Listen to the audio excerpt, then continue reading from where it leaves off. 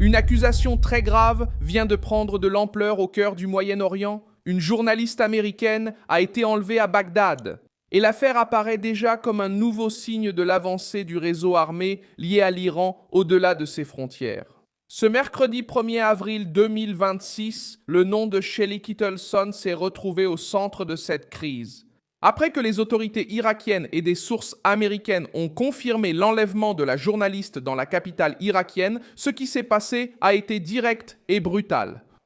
Shelly Kittleson, journaliste indépendante américaine ayant déjà couvert l'Irak et la Syrie, a été enlevée par des hommes armés en pleine rue, dans la région de la rue Saddam, au centre de Bagdad. Des images de surveillance ont montré le moment où elle a été forcée de monter dans un véhicule. Après cela, une poursuite a commencé. L'une des voitures utilisées par les ravisseurs a eu un accident pendant la fuite. Un suspect a été arrêté et un véhicule a été saisi, mais la journaliste n'était pas dans la voiture et reste portée disparue. Aucun groupe n'a encore officiellement revendiqué la responsabilité de cet enlèvement. Mais le point central est ailleurs. Les autorités américaines affirment que la principale suspecte est Kataïb Hezbollah, une milice irakienne alignée sur l'Iran. Et cela change le poids politique de l'histoire. Nous ne parlons pas d'un crime ordinaire, nous parlons d'un enlèvement qui, selon les recherches académiques menées jusqu'ici, pointe vers un bras armé de l'axe iranien à l'intérieur de l'Irak. Le Trésor américain lui-même a déjà déclaré dans un document officiel que la Kataïb Hezbollah est entraînée, financée et soutenue par la force Quds du corps des gardiens de la révolution islamique. En plus d'avoir un historique d'attaque, d'intimidation et même d'opérations d'enlèvement. Et pourquoi cela est-il si important? Parce que cette affaire met en lumière une méthode ancienne mais toujours dévastatrice, utiliser des milices alliées pour agir là où Téhéran veut faire pression, intimider et répandre la peur sans apparaître en première ligne. L'enlèvement d'une journaliste américaine à Bagdad ne touche pas qu'une seule personne. Il touche la presse, défie le gouvernement irakien et met à l'épreuve la réaction des États-Unis. Et il renforce l'idée que l'appareil lié à l'Iran continue d'opérer au-delà de sa propre nation. Lorsqu'une journaliste est arrachée de la rue par des hommes armés dans une zone centrale de la capitale irakienne, le message est clair.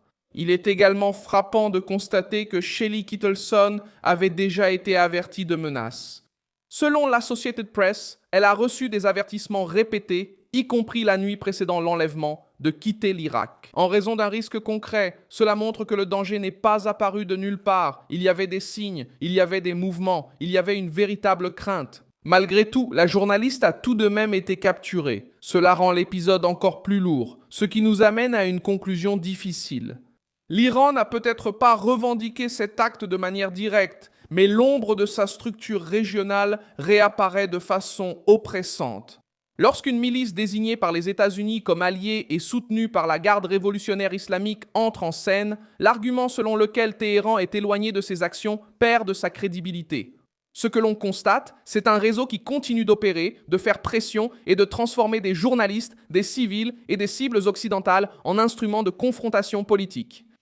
Et ce n'est pas un fait isolé. L'affaire rappelle l'enlèvement d'Elisabeth Tsurkov, une chercheuse enlevée en Irak en 2023 et liée, selon les autorités, à la même milice. Ce passé renforce la gravité de la situation actuelle et montre que le schéma se répète. Enlèvement, silence, pression et utilisation de la peur comme arme politique. Cette fois, la victime est une journaliste américaine. Au milieu d'une escalade régionale qui a déjà placé l'Iran et ses alliés au centre d'une crise bien plus vaste. Au final, la question la plus importante est simple. Pourquoi une journaliste devient-elle une cible? Parce que les régimes, les milices et les structures radicales craignent l'information quand elle s'approche de trop près. Celui qui enlève un reporter ne veut pas seulement écarter une personne, il veut étouffer le récit, intimider les témoins et prouver sa puissance. C'est pourquoi cette affaire ne doit pas être vue comme un simple épisode local. Elle reflète la guerre parallèle menée par la machine d'influence armée de l'Iran dans la région.